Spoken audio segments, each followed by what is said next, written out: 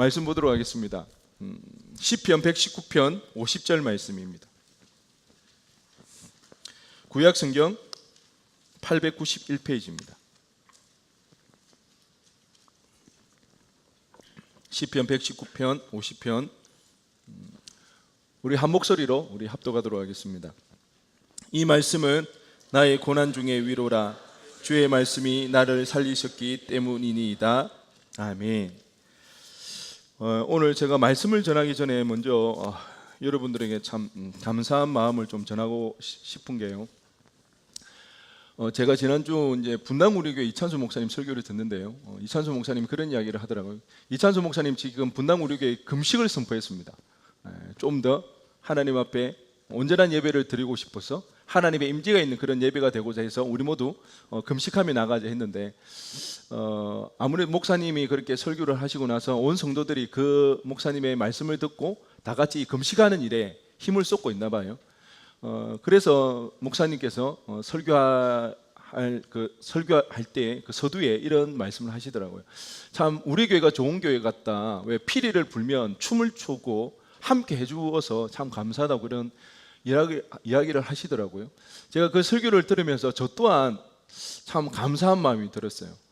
저 또한 피리를 불 때 우리 청년들이 함께 춤을 추고 함께 동참해 주는 그런 일들이 있어서 참 감사했는데요. 제가 3주간 공동체에 관해서 계속 말씀을 전했습니다. 믿음 공동체, 사랑 공동체, 소명, 사명 공동체, 그런 공동체에 대해서 이렇게 말씀을 전했는데요. 제가 지난주 새가족 수료를 하고 이제 회식을 하고 사무실에 들어가 보니까 지체들 여러 명이 함께 앉아 있는 거예요. 그래서 걔네들이 뭐 하냐고 이렇게 봤더니 자기들끼리 전날 토요일 날 굉장히 많은 이야기를 했다는 거예요. 어떻게 하면 우리 공동체가 좀 더 사랑스럽고 어떻게 하면 좀 더 하나님 보시기에 아름다운 공동체가 될 수 있을까? 장장 몇 시간을 서로 토론하고 이야기를 나누었다는 거예요.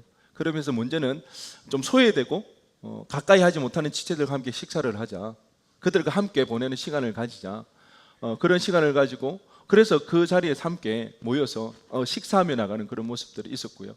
더불어서 자기들이 그래, 야, 너 참 수고한다, 고맙다 그렇게 하니까 목사님 우리 정말 진지하게 생각하고 있다면서 앞으로는 이 모임을 통해서 좀 더 건설적인 내용들 말씀 공부도 하고 근데 그 중에 바이블 스터디 아무도 신청을 안 했더라고요. 그리고 또 이제 이 모임을 통해서 악기도 가르쳐주고 다양한 일들에 대해서 그래서 앞으로 자기들이 정말 이 공동체에 대해서 어떻게 섬길 수 있을까 그 일들에 대해서 계속 고민하겠다고 그런 이야기들을 하더라고요. 제가 그 모습을 보면서 참 감사했습니다. 저에게 감동이 되었고요, 은혜가 되었습니다. 어떤 설교보다 감동스럽고 은혜로운 모습이었거든요. 제 손이 뻗치지 않는 그곳에서 우리 지체들이 그 일을 함께 동력해 줄 때에 참 우리 공동체가 어느 공동체보다 믿음의 공동체, 그리고 사랑의 공동체, 그리고 사명의 공동체가 될 줄로 믿습니다. 그래서 먼저 이런 여러분들에게 그런 이야기를 전해주고 싶었고요. 오늘 본문의 말씀을 통해서 은혜 나누기를 원하는 것은 오늘 제목이 그겁니다. 양심적 세상 거부입니다. 양심적 세상 거부. 그래서 한번 살펴보기를 원합니다. 요즘 청소년뿐만 아니라 대학생들, 남녀노소를 가리지 아니하고 뭐 형제들뿐만 아니라 자매들도 게임에 대해서 굉장히 많이 관심을 가지고 또 게임을 하더라고요. 저는 태생적으로 게임을 좋아하지 않습니다. 어릴 때도 오락실을 간 적이 거의 없습니다.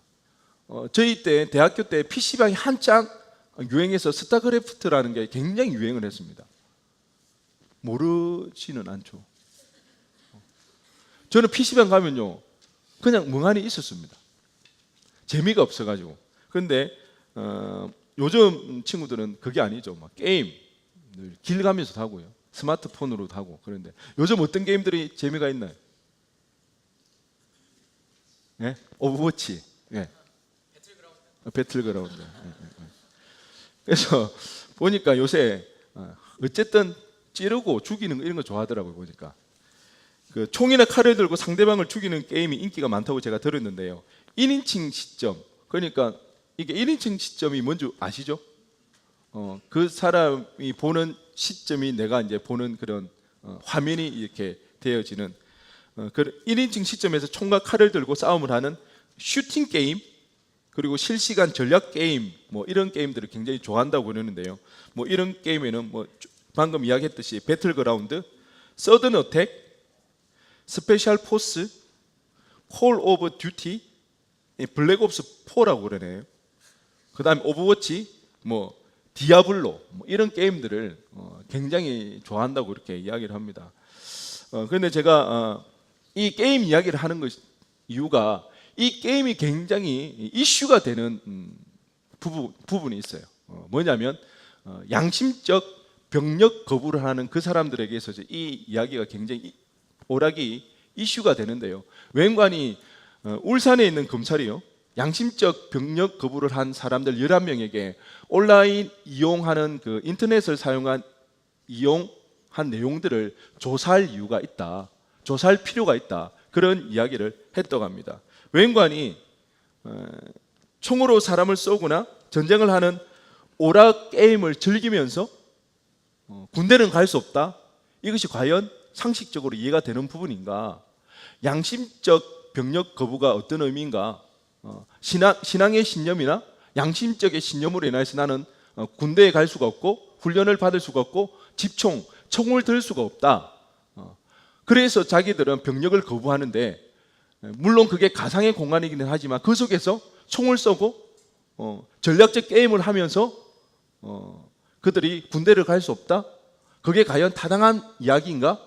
이렇게 해서 검찰 쪽에서는 그 11명에게 인터넷 사용한 내용들을 조사하려고 그렇게 하고, 또 한편에서는요, 말도 안 되는 소리다, 넌센스다, 왜 가상의 공간과 현실 공간을 그렇게 구분하지 못하고 동일선상에서 보는 것이 과연 그게 맞는 말인가? 이렇게 지금 말들이 굉장히 많고 왈가왈부하고 있는데요. 그렇습니다. 여기서 핵심 사항이 무엇인가요? 그들의 신념, 그들의 행동, 그들의 말은 그들의 행동에서 행위가 수반되어지지 않으면 그들의 신념이나 그들의 말은 신뢰받을 수 없다는 거죠. 여러분은 어떻게 생각합니까? 가상의 공간이랑 현실의 세계에서 어떻게 우리가 구분 지어야 할 것인가?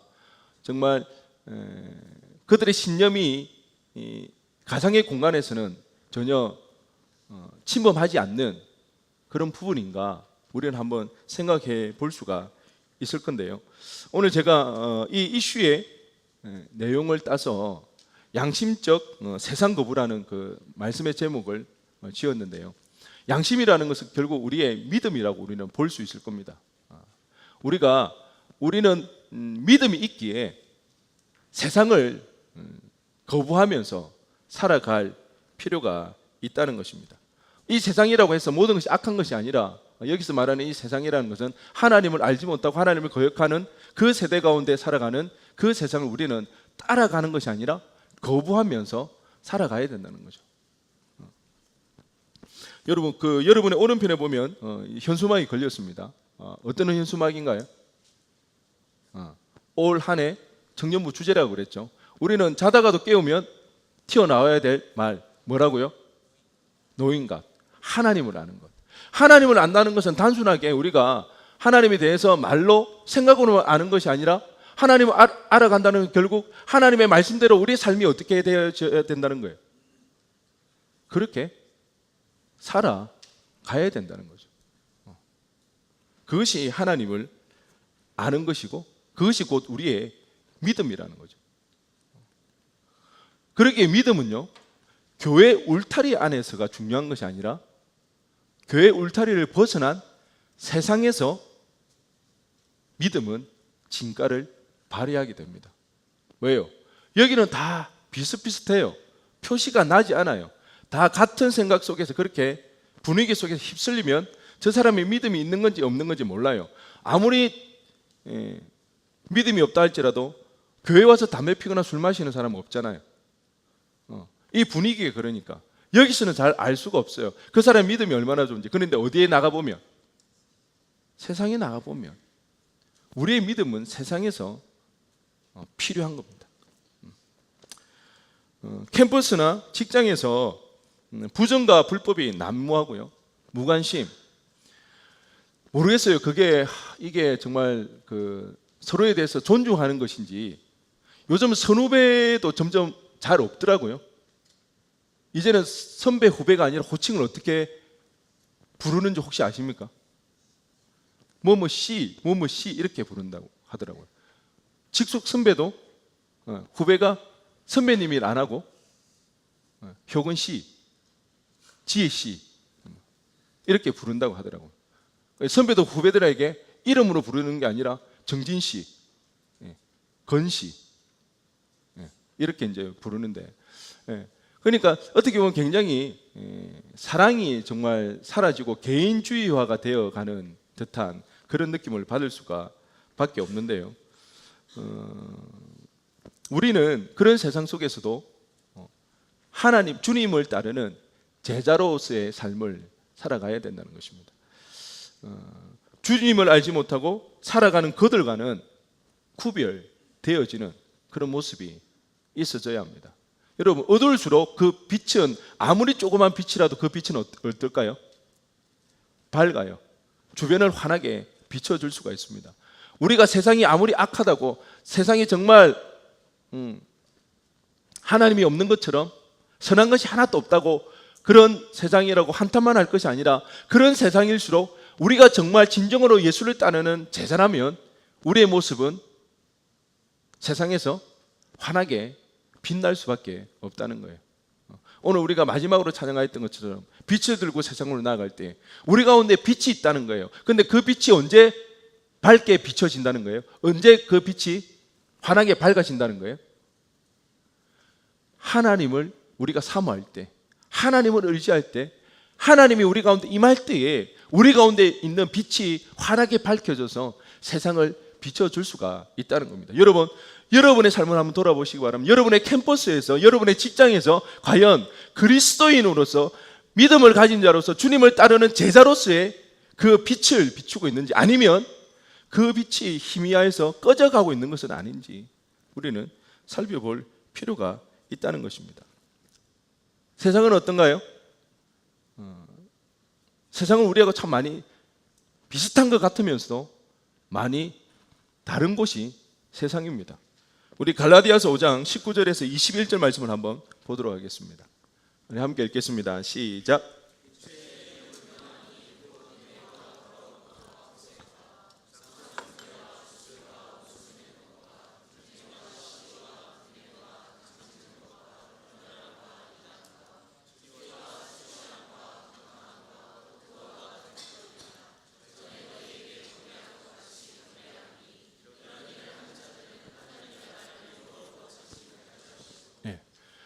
세상의 모습입니다. 세상에 하나님을 알지 못하고 살아가는 사람들의 모습이라는 거죠. 이것을 당연하게 생각합니다.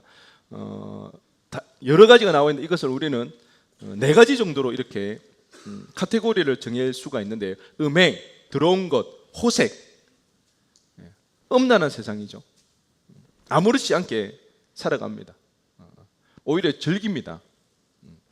우상 숭배, 주술, 하나님을 섬기지 않죠. 하나님을 인정하지 않고 헛된 우상에게 절하며 살아가는 그런 세상 속입니다. 원수 맺는 것, 분쟁, 시기, 분냄, 당 짓는 것, 분열함, 이단, 투기, 이 무엇입니까? 관계적인 측면입니다. 관계적인 측면에서 서로 사랑하는 것이 아니라 서로를 어떻게 합니까? 적으로 간주합니다. 그리고 늘 경쟁 상대로 생각해서 싸워서 이겨야 됩니다. 그 이기는 방법에는 수단과 방법을 가리지가 않죠. 뭐하면 이기는 자가 진리예요.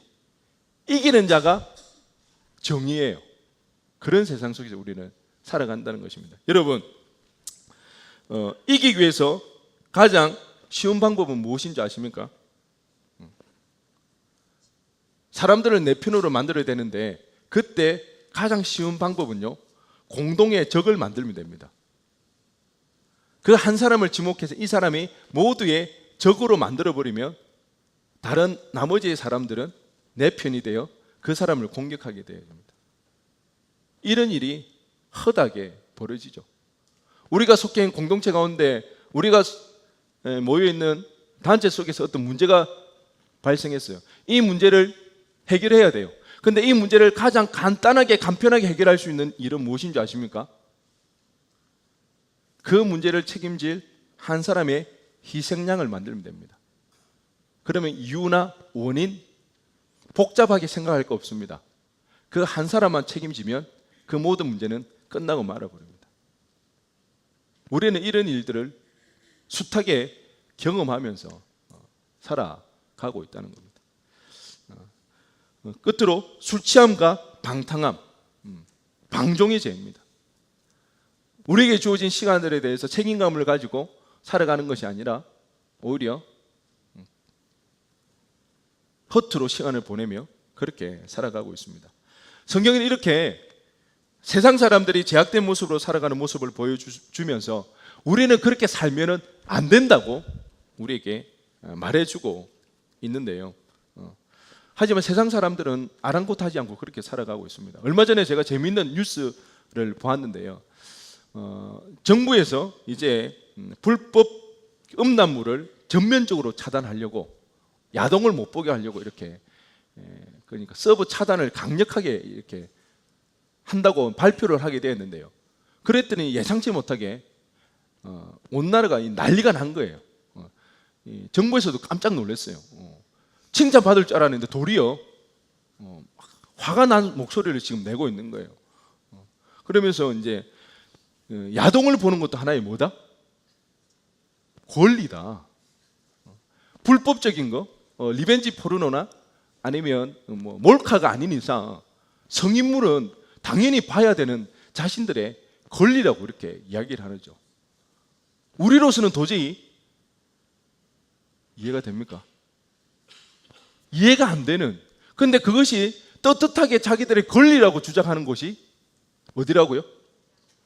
세상 사람들의 생각이고 마인드라는 거죠. 그래서 어떤 사람이 이렇게 하면 차라리 이왕이면 포르노를 합법하자 이렇게 지금 이야기들을 하고 있는 것입니다. 이뿐만 아니죠. 세상은 어떻게 이야기합니까? 돈이 최고라고 말합니다. 돈이 최고가 아니면 또 어떤 것이 최고의 삶입니까? 그냥 편안하게 인생을 즐기면서 욜로 그런 삶을 살아가는 것이 최고의 삶이라고 세상은 이야기를 하고 있습니다. 아니면 성공을 해야 된다. 아무리 비열해도 아무리 이기적이라도 뭐만 하면 성공하기만 하면 사람들은 나를 어떻게 해줘요? 인정해줘요. 잘했다 축히 세워줘요. 그러니까 우리가 살아가는 세상에서는요, 물불 가리지 아니하고 성공하려고 애를 씁니다. 왜? 성공하고 나면 이전에 비열했던 것, 이전에 불법적인 행동들, 이전에 이기적인 모습들 아무도 문제 삼지 않으니까. 왜? 성공했기 때문에. 이처럼 세상과 우리는 달라도 많이 다릅니다. 그런데요, 우리가 그런 세상 속에 살아갈 때 우리는 어떻게 될까요? 두 가지입니다. 피 흘려가면서 그 세상과 부딪혀 싸우거나 아니면 자연스럽게 동화되어져 갑니다. 긍정적이든 부정적이든 우리는 세상으로부터 영향을 받을 수밖에 없습니다. 누군가의 말에 의해서 우리는 어떻게 되나요? 마음의 상처를 받기도 하고요, 화가 나기도 하고 신경이 곤두서기도 하고요, 누군가의 행동 때문에 방어적 태세나 아니면 공격적 행동을 촉발하기도 한다는 것입니다. 이래저래 우리는 이 세상 가운데 영향을 받고 살아가는데, 그런 세상 가운데 우리가 흔들림 없이 주님을 따르는 제자로서 하나님의 백성으로 살아가기 위해서는 이 세상 가운데 흔들림 없는 기준점이 있어야 된다는 것입니다. 그 기준이 무엇일까요? 바로 하나님의 말씀이라는 것입니다. 우리가 말씀을 늘 가까이 해야 되고 말씀을 묵상해야 되고 말씀 앞에 서야 하는 이유가 이것이라는 거죠. 우리가 늘 세상 속에 살아갑니다. 여러분, 일주일에 몇 시간인가요? 24 곱하기 7 하나 둘 셋 몇 시간입니까?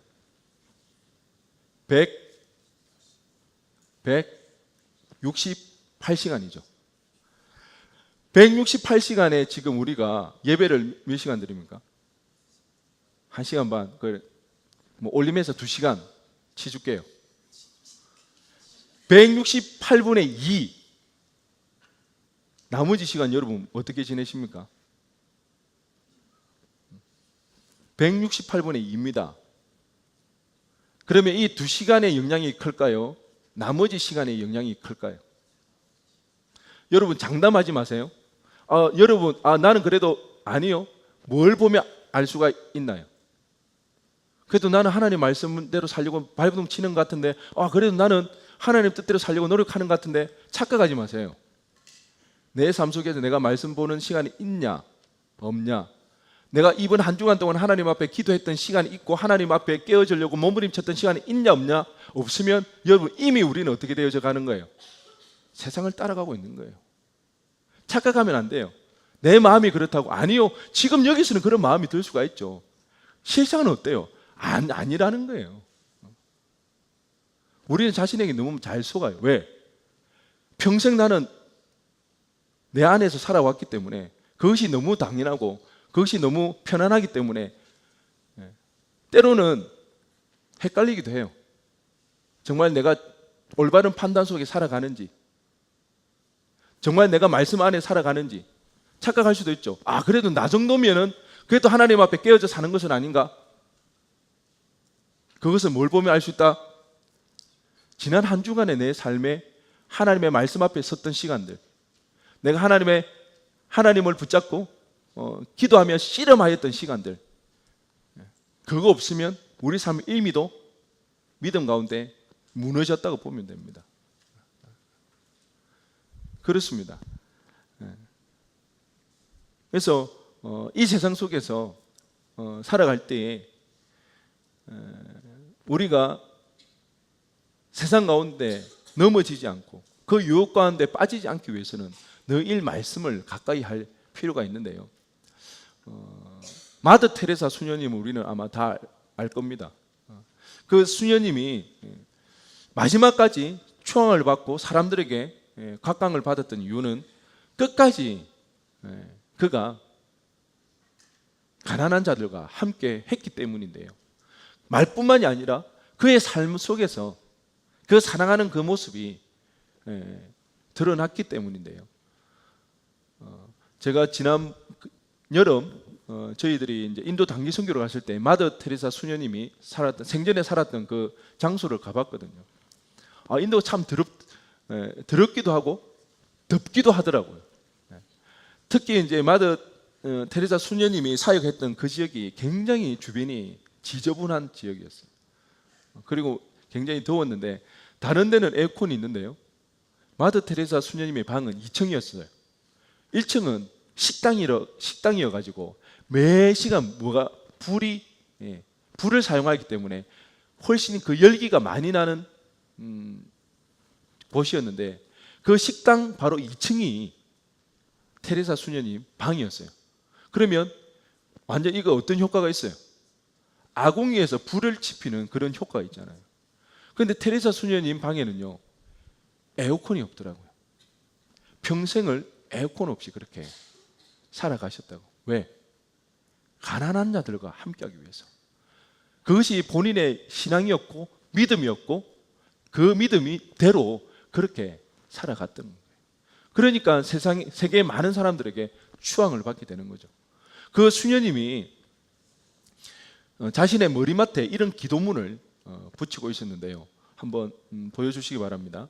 제가 한번 읽어드리겠습니다. 내가 정직하면 사람들이 너를 속일 것이다. 그래도 정직하라. 내가 친절을 베풀면 사람들이 너를 이기적이라고 비난할 것이다. 그래도 친절을 베풀라. 내가 오늘 선을 행하더라도 내일이면 잊힐 것이다. 그래도 선을 행하라.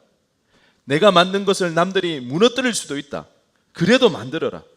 결국에는 너와 하나님의 일이다. 너와 다른 사람의 일이 아니다. 우리의 정직함, 우리의 선행, 친절, 이것들이 사람들에게 그렇게 달갑게 맞이하지 않을 수도 있습니다. 오히려 우리가 자꾸 배려하고 섬기면 사람들은 우리를 어떻게 볼까요? 얕잡아 보고 우리를 더 무시할 수도 있습니다. 그럼에도 불구하고 우리는 뭘 해야 될까요? 친절하게 해야 됩니다. 사랑을 베풀어야 됩니다. 선의를 베풀어야 됩니다. 왜요? 결국 이 일은 나와 그와의 일이 아니라 누구와의 일이기 때문에, 나와 하나님과의 일이 되어지기 때문에, 이것이 곧 주님을 따르는 제자의 삶이라는 거죠. 여러분, 그런데 내가 선의를 베푸는데 그걸 몰라주고 오히려 나에게 더 업신여기고 그러면 여러분 어떻습니까? 가만히 있을 수 없죠. 반드시 보복해야죠. 어디 감히. 우리의 본성은 다 그래요. 그런 본성을 깨뜨리고 계속해서 하나님 앞에서 하나님만을 바라보고 선을 베풀고 사랑하려고 애를 써 나가기가 쉽지가 않은데요. 그러기에 우리는 말씀을 봐야 한다는 것입니다. 디모데후서 3장 16절에서 17절 말씀입니다. 모든 성경은 하나님의 감동으로 된 것으로 교훈과 책망과 바르게 함과 의로 교육하기에 유익하니 이는 하나님의 사람으로 온전하게 하며 모든 선한 일을 행할 능력을 갖추게 하려 함이라. 하나님의 말씀이 우리를 교훈하고 책망하고 교육한다는 것입니다.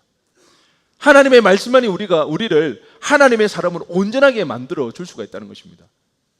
우리는 선을 행할 능력이 없다고 성경은 우리에게 이야기해 주고 있습니다. 여러분, 내가 베푸는 그 선행? 아니요.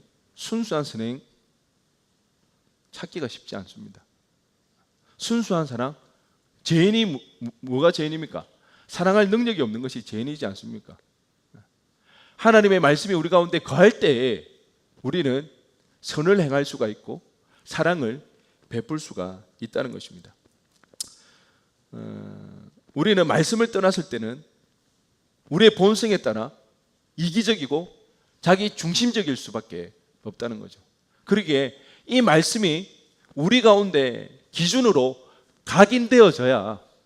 각인되어질 그때에 우리가 주님을 따르는 제자로서 하나님의 사람으로서 온전히 살아갈 수가 있다는 겁니다.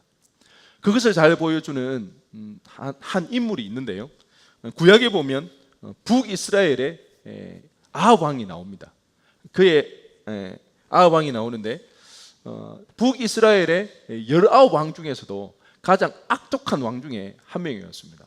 그런데요, 우리가 늘 화가 나는 것은 뭐예요? 못된 놈이 항상 잘 나가더라는 거예요. 못된 놈이 좀 뒤떨어지고 못하면 좋을 텐데 참 능력이 있어요. 이 아합 왕도 그랬어요. 그렇게 악독했지만 정치를 굉장히 잘했어요. 정치를 잘해가지고 경제적으로 굉장히 풍요로웠고요. 군사적으로도 굉장히 강력해서 오히려 주변 나라 모압으로부터 조공까지 받는 그런 시대를 살았습니다. 그래서 그런지 오히려 더 하나님을 무시하고 하나님 싫어하는 일만 골라서 했던 왕이 아합 왕인데요. 이 아합 왕이 주변 나라 시온이라는 그 나라의 왕의 딸 이세벨과 결혼을 하게 되었습니다. 이 이세벨은요, 하나님을 알지 못하는 것은 둘째치더라도 그 아버지가 시온의 왕이었지만 그 아버지가 바알을 섬기는 제사장이었어요. 그러니까 그 아버지의 이름이 엣바알이었는데요. 그러니까 이세벨은 누구보다도 바알을 섬기는 일에 열심히 내었어요. 그래서 그런지 이 아합 왕도 이 부인 이세벨을 따라서 바알을 섬기는 그 일을 굉장히 앞장서 행하겠고요. 그리고 그 일을 비판하는 하나님의 선지자들을 찾아서 죽이는 그런 일들을 저질렀습니다. 그런 그들이 풍요롭게 살았고, 그럼에도 불구하고 아합과 이세벨은 만족하지 못하는 그 욕심이 끝이 없었는데요. 왕궁 근처에 나봇이라고 불리는 사람의 포도원이 있었어요. 하루는 아합 왕이 이 포도원을 보니까 그 포도원이 너무 좋아 보이는 거예요. 그래서 나봇을 부릅니다. 나봇, 나에게 이렇게 좋은 포도원이 있는데 네 포도원과 이렇게 바꾸지 않을래? 그게 싫으면 내가 돈을 줄 테니까 그 포도원을 나에게 팔아라고. 그랬더니 이 나봇이 조상으로부터 물려받은 이 포도원을 나는 절대 팔 수가 없다고 그렇게 이야기를 하는 거예요. 자, 왕이 자존심 좀 상했겠죠? 이씨, 내가 왕인데 내가 그냥 뺏는 것도 아니고 돈 주고 사겠다는데, 아니면 내 포도원하고 바꾸자는데 안 한다고 그러니까, 그래도 한 번 더 이야기를 했는데도 불구하고 자기가 결단코 나는 조상에게 물려받은 이 포도원을 팔 수 없다고 하자 아합 왕은 시무룩해서 자기 집으로 돌아갔습니다. 그의 부인 이세벨이 하루는 그 아합 왕을 보는데 굉장히 시무룩한 거예요. 기분이 안 좋아 보이는 거예요. 그래서 물어봤죠. 왜 그렇게 기분이 안 좋냐고. 그래서 여차저차 해가지고 지금 나봇이 나한테 포도원을 안 판다고 그렇게 이야기하니까 이세벨이 너무 기가 차서, 뭐라고요? 그까짓 게 왕의 말을 안 들어요? 아합 왕이요? 걱정하지 말고 잠깐만 기다리라고. 그래서 이세벨은 계략을 짭니다. 사람들을 보내가지고 나봇을 왕으로 이렇게 왕의 자리로 앉히고는, 그렇게 하고는 조금 지나서 나봇이 하나님을 거역하고 자신이 왕이 되고자 하고 반역을 일으켰다고 반역의 주동자를 만들어서 돌로 쳐서 나봇을 죽이게 됩니다. 그리고 나서 이세벨은 그 포도원을 빼앗아서 아합 왕에게 주게 됩니다. 여러분, 우리가 여기서 기억해야 할 것은 아합 왕은 어떻게 해서 그 나봇이 포도원을 팔지 않는다고 했을 때에 자신의 힘으로, 자신의 권력으로 포도원을 뺏을 생각을 하지 못했는지, 이세벨은 어떻게 그 권력을 통해서 나봇을 죽이고서라도 빼앗을 수 있었는지, 어떤 차이가 있었는지. 아합은요, 아무리 악한 왕이라 할지라도 아합의 태생은 어디입니까? 이스라엘입니다. 이스라엘은요, 형사치수제도라는 게 있었어요. 형사치수제도. 형이 재산을 물려받을 자손이 없이, 자녀가 없이 죽으면 그 남동생이 형수를 취해서 그 후손을 낳아줘야 되는 거예요. 왜? 조상으로부터 물려받았던 토지를 그 자녀들에게 대물림하기 위해서. 더불어서 레위기에는요, 레위기 25장 23절에는 이 말씀이 있습니다. 토지를 영구히 팔지 말 것은 토지는 다 내 것임이니라. 하나님께서 토지를 팔지 말라는 거예요. 조상들에게 각각 나눠준 그 토지는 반드시 그 자녀들에게만, 자손들에게만 대대로 대물림되어져야 된다고 그렇게 법으로 정해놓았다는 거예요. 아합이 아무리 개떡같이 살았지만, 하나님을 무시하였지만, 아합도 모르게 자신의 몸에 이 말씀이 각인되어져 있더라는 겁니다. 그래서 나봇이 팔지 않겠다고 했을 때에 아합은 어쩔 수 없었지만 수긍할 수밖에 없었다는 거예요. 근데 이세벨은 어때요? 이세벨은 이스라엘 사람이 아니에요. 그런 법이 그에게 그렇게 중요하지가 않아요. 다만 감히 왕의 말을 안 들어 오히려 괘씸하여서 나봇을 손쉽게 죽일 수가 있더라는 겁니다. 이처럼 하나님의 말씀이 우리 몸에 얼마나 각인이 되어 있는지에 따라서 우리는 삶을 살아가는 기준점이 확연히 달라진다는 겁니다. 여러분의 이 말씀을 얼마나 많이 사모하고 있습니까? 얼마나 이 말씀을 가까이 하고 있으신가요? 우리의 모습을 한번 되돌아보면 좋겠는데요. 지금 여러분은 하나님의 말씀을 향한, 하나님을 사모하는 그 열정이, 그 마음들이 있으신가요? 우리가 올 한 해 시작할 때 노인과 하나님을 알아가는 이 일에 우리가 힘을 쓰자고 그랬을 때 우리가 다 같이 다시 한번 2019년 한 해에는 하나님을 더 알아가겠노라고, 하나님을 말씀을 더욱더 사모하겠노라고 그렇게 결단하고 다짐하였는데요, 그 결단이, 그 결심들이 잘 유지되고 있으신가요? 여기 있는 우리의 공통의 바람이 있다면 우리 모두는요, 누구 하나 할 거 없이 하나님의 말씀대로 살고 싶어요. 그렇죠? 아닌가요?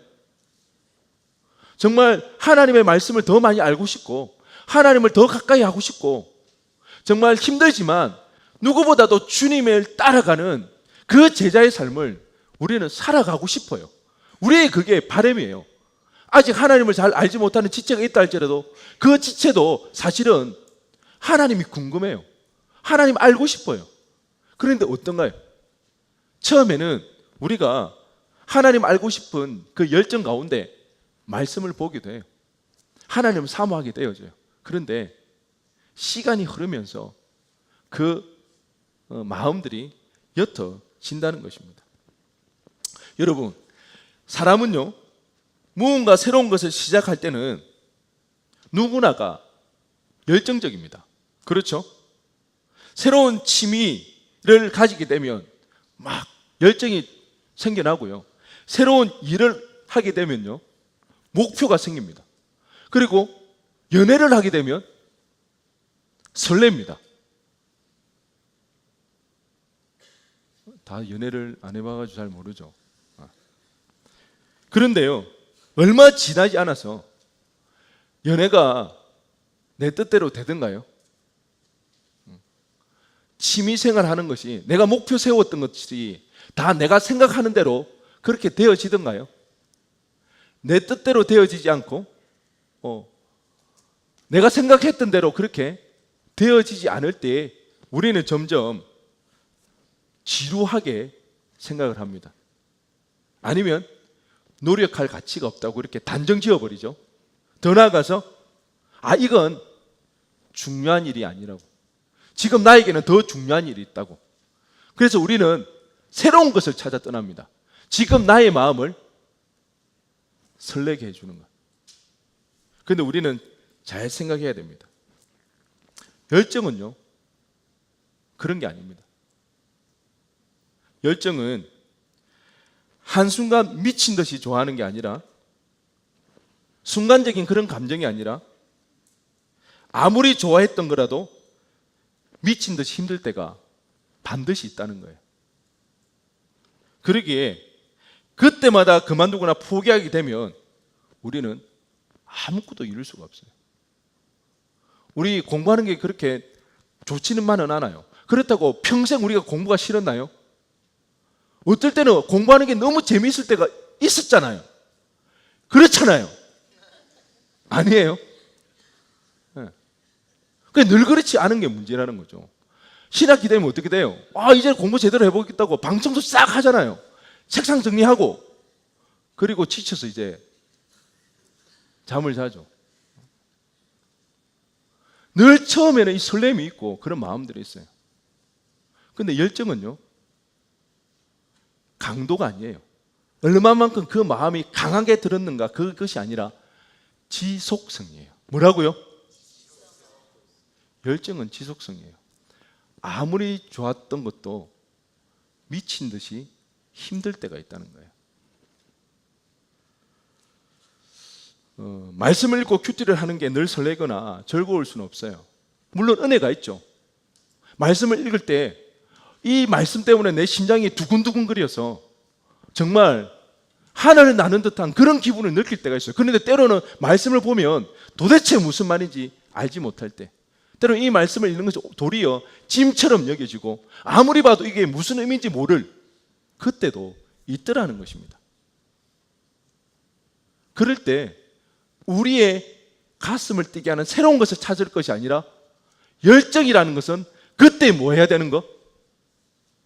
끈기 있게 포기하지 않냐고 계속해 나가야 하는 것입니다. 누가 저보고 설교 길다고 계속 시비를 거는 지체가 있는데, 잘 들으세요. 열정은 뭐라고요? 열정은 뭐라고요? 끈기입니다. 지속성입니다. 미친 듯이 좋을 때도 있지만 미친 듯이 힘들 때도 있다는 거예요.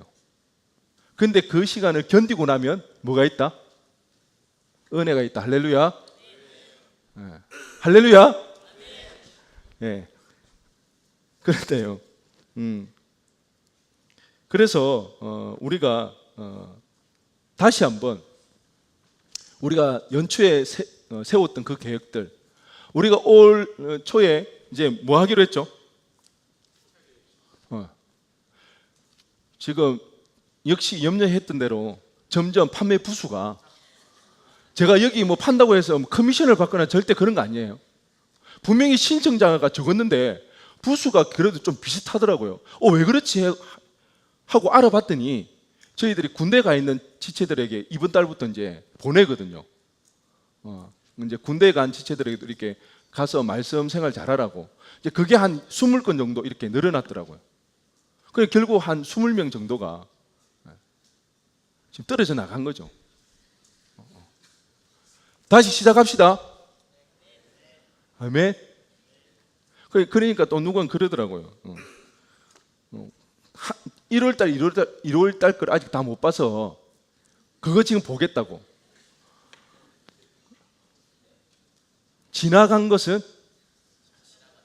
지나간 대로, 그런 의미가 있는 거예요. 뭐라고요? 지나간 거는 지나간 대로. 내가 노래를 좀 잘했어도 참 죄송합니다. 지나간 건 지나간 대로 의미가 있어. 그거 붙잡고 있으면 안 돼요. 알겠어요? 사야 돼요. 다시 돈 주고. 그래야 아까워서라도 해요. 계속 지나간 거 붙잡고 있을 필요가 없어요. 또 이제 3월부터 뭘 하죠? 네, 큐티 학교 있어요. 큐티 학교 있어요. 그리고 바이블 스터디 있어요. 여러분, 청년 때요, 배우는 일을 게을리 해서는 안 됩니다. 하나님의 말씀을 배우는 이 일에 힘을 쏟아야 합니다. 청년들을 만나면 도무지 내가 하나님의 말씀을 잘 모르겠다고, 아무리 읽어도 알지 못하겠다고, 그런 지체들이 있어요. 저는 그 지체들 한번 물어보고 싶어요. 성경 공부하는 그 일에 하는 시간을 여러분이 참석해 본 적이 있는지, 과외는 받고 학원은 다니고 자격증을 따기 위해서 공부를 하고 스펙을 쌓아가지만 하나님의 말씀을 알기 위해서 여러분들이 스터디를 해보고 그 공부하는 일에 참가해 보신 적이 있냐고요. 여러분, 착각하면 안 돼요. 그냥 말씀이 어느 순간 깨달아진다? 아니요, 절대 안 깨달아집니다. 공부해야 됩니다. 배워야 돼요. 그래야 그 의미를 알 때에 은혜가 넘쳐나는 거예요. 여러분, 하나님 사랑한다고 그렇게 말씀은 하지만, 그렇게 이야기는 하지만, 하나님을 알기 위해서 얼마나 노력을 해보셨나요? 얼마만큼 여러분이 희생하셨나요? 얼마만큼 시간을 들여보셨나요? 하나님의 법칙은요, 콩 심은 데 콩 나고 팥 심은 데 팥 난다. 어느 날 갑자기 말씀이 깨달아지는, 만약에 누가 그런 사람이 있으면 조심하세요. 조심해야 됩니다. 그런 사람은.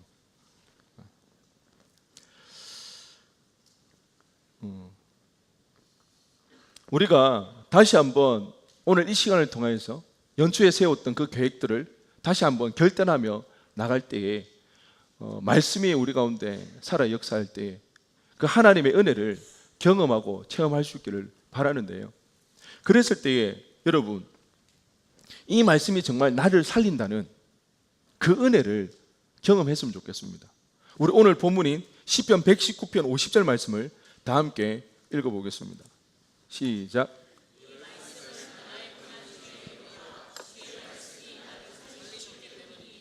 아멘. 말씀이 고난 중에 위로입니다. 여러분, 우리가 살아가는 일이 얼마나 힘든가요? 여기 이제 학사 신입생들 많이 참석하고 이제 있는데요. 아마 처음에는 되게 기분 좋을 거예요. 왜? 드디어 그렇게 고생해서 이제 서울로 대학을 왔으니까 얼마나 좋겠어요. 얼마 갈까요? 미안해요. 이제 시작하는 여러분들에게 초를 쳐서 그런데 또 거기서도 끊임없는 경쟁 속에서 또 힘들게 지낼 수밖에 없는 거예요. 그럴 때 여러분 누구에게 위로받을 거예요? 무엇이 여러분의 위안이 되겠나요? 여러분, 사람이 힘들 때요, 누군가를 찾기 마련입니다. 무엇을 찾기 마련입니다. 내 헛헛한 마음을 위로해주고 아픈 마음을 보듬어 줄 것. 그때 여러분이 하나님을 알지 못하면 여러분은 자연스럽게 어디를 찾을까요? 사람을 찾고 세상을 찾을 수밖에 없다는 거예요. 저 역시도 마찬가지입니다. 제가 지난 연말에 하나님께서 이 말씀을 저한테 참 많이 주셨는데, 빌립보서 1장 20절의 말씀인데요, 살든지 죽든지 내 몸에서 그리스도가 존귀하게 되게 하려 하나니. 가만히 생각해 보니까 정말 하나님 위해서 산다고 하지만 내가 피부적으로 내가 느끼는 것은 내가 잘 되는 일, 내가 성공하는 일, 내가 칭찬받는 일, 그것이 내가 피부적으로 내가 좋아하고 기뻐하는 일이지, 주님이 영광 받는 그 일이 저한테 그렇게 기쁨이 되거나 그렇지가 않더라고요.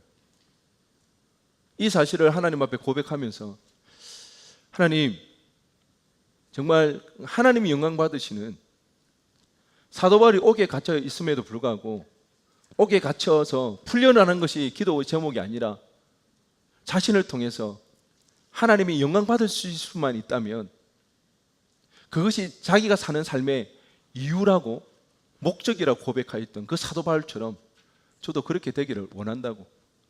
이 문제를 놓고 제가 몇 달째 하나님 앞에 계속 기도하고, 그럼에도 불구하고 여전히 되어지지 않는 나의 모습을 바라보실 때 실망이 되어지고, 때로는 사역이 힘겨워지기도 하고, 그런 시간들을 보내었습니다. 그러면서 제가 안 되겠다, 금식을 해야 되겠다, 그렇게 마음을 먹고 금식을 하려고 하는데, 금식하는 게 힘들잖아요. 어렵잖아요. 근데 그게 잘 안 되더라고요. 내일 하지 뭐, 민기적 되다가 안 하고 이렇게 시간을 보냈는데요, 제가 어느 날 설교를 듣는데 그 서두에 이야기했던 이찬수 목사님께서 금식을 선포하더라고요. 설교에서 하나님이 하라 하시는가 보다, 안 할 수가 없다 이제. 그래서 제가 이번 주부터 제가 금식을 하고 있는데요, 한 주간 굉장히 제 마음이 불안했고 불편했던 그런 마음들이 있었는데, 금식을 시작하고 나서부터 제 마음에 참 많은 안정이 찾아지게 되었습니다. 그러면서 이 금식을 통해서 다시 한번 하나님이 나를 빚어가시구나, 다시 한번 나에게 하나님이 새로운 일을 해나가시구나, 그것을 느낄 수가 있었어요. 생각해 보니까요, 내가 정말 하나님이 영광 받으시는 그것이 나의 기쁨이 되어지기를 원한다는 그 소원 자체가, 내가 그런 소원을 가지고 그런 기도의 제목을 가지고 하나님 앞에 기도한다는 자체가 큰 은혜라는 생각이 들었습니다. 이 시간들을 통해서 제가 정말 하나님이 기뻐 받으시는 그런 삶이 될 수만 있다면 제가 조금 더 성숙하여지고 온전한 그런 사람으로 제가 세워지지 않을까, 다시 한번 기대하는 마음으로 하나님을 바라볼 수가 있었던 시간들이었습니다. 여러분들에게도 아마 이런 일들이 있을 것 믿습니다. 하나님 말씀을 가까이 할 때 하나님께서 그 말씀을 우리를 힘주시고 위로해 주시고 때로 살려주시는 그런 일들이 분명히 있을 줄로 믿습니다. 말씀을 마무리하기를 원하는데요, 우리가 예수를 따르는 제자가 되기 위해서는 반드시 우리의 삶의 기준이 되는 말씀이 있어야 한다는 겁니다. 그 말씀이 없다면 우리는 언제 이 세상의 유혹에 넘어져 세상 가운데 구별 없이 살아가게 될지 모른다는 겁니다. 무엇보다 하나님을 향한 열정은 뜨거운 감정이나 설레이는 마음만이 아니라 끈기 있게 지속적으로 하는 것이 중요하기 때문에 오늘 다시 한번 하나님의 말씀을 묵상하고 또 하나님의 알아가는 그 일에 힘을 쏟겠다고 결단하며 나갈 수 있는 은혜가 우리 가운데 있어지기를 주님의 이름으로 간절히 축원드립니다. 우리 시간 다 함께 일어나셔서 찬양하며 하나님 앞에 기도하며 나가도록 하겠습니다.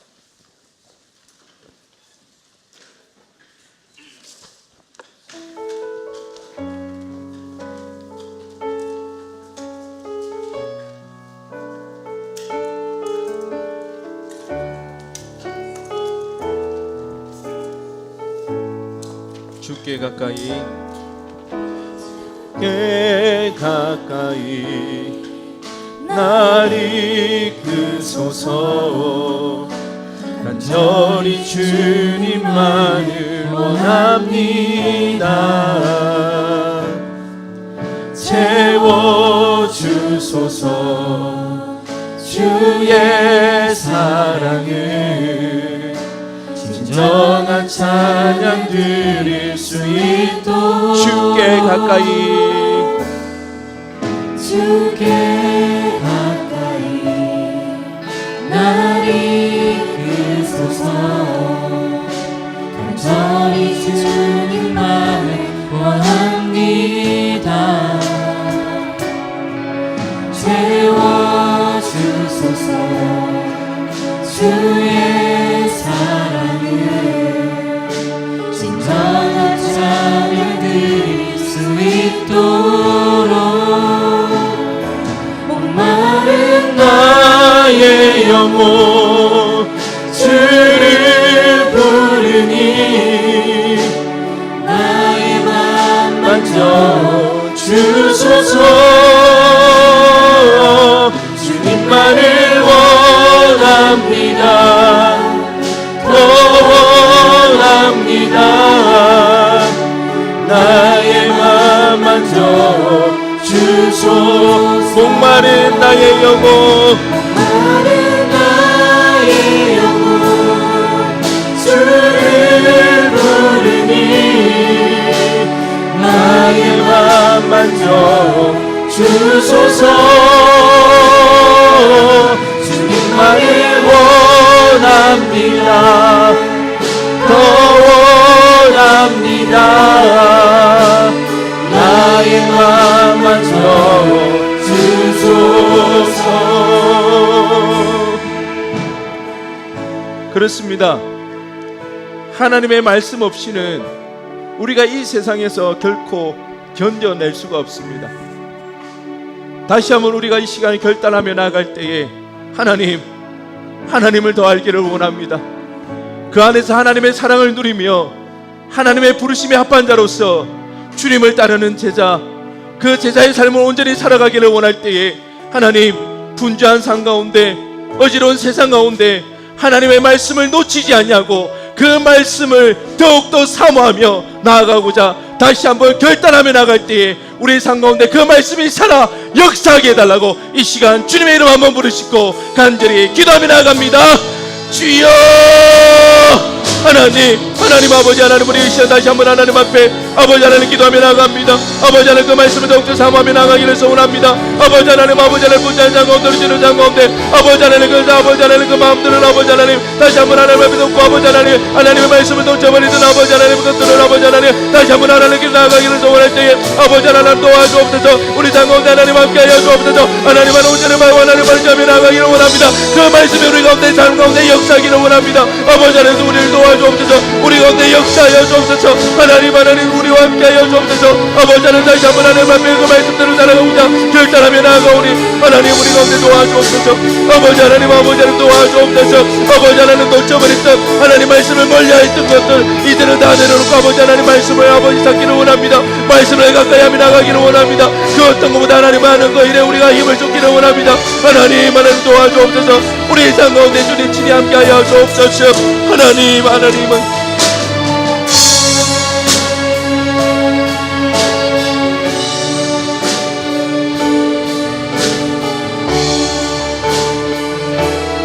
목마른 나의 영혼 목마른 나의 영혼 주를 부르니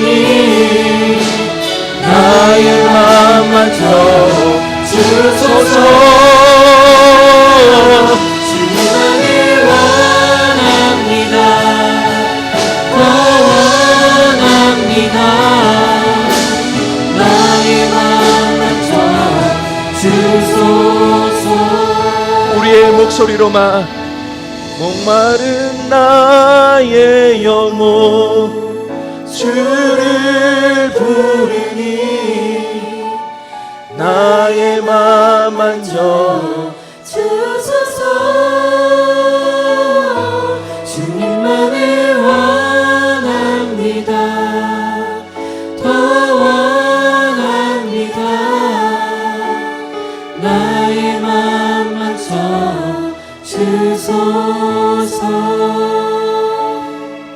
그렇습니다.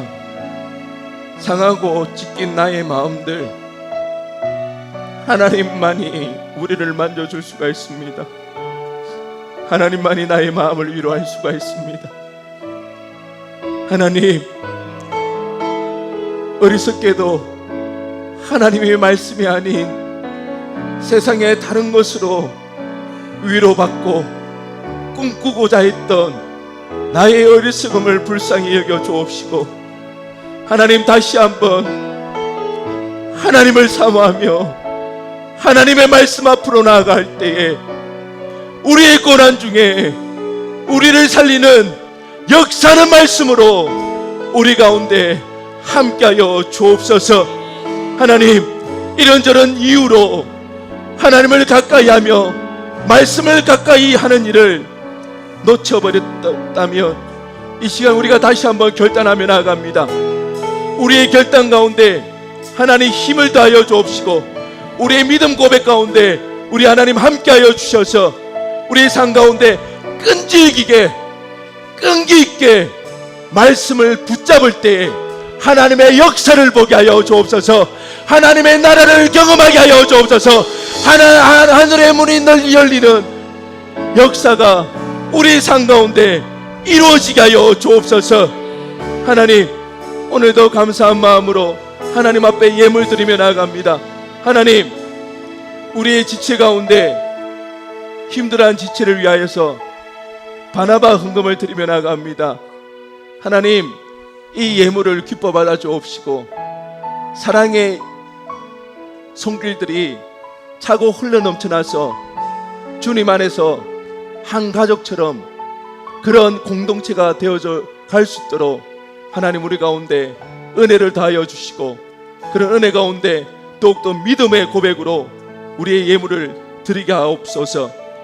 그리하여 이 예물을 통하여 하나님 영광 받아 주옵시고, 이 땅 가운데 하나님 나라가 온전히 세워지게 하여 주옵소서. 감사드리며 예수 그리스도의 이름으로 기도드리옵나이다. 아멘. 이 시간 우리 수료식이 있습니다. 우리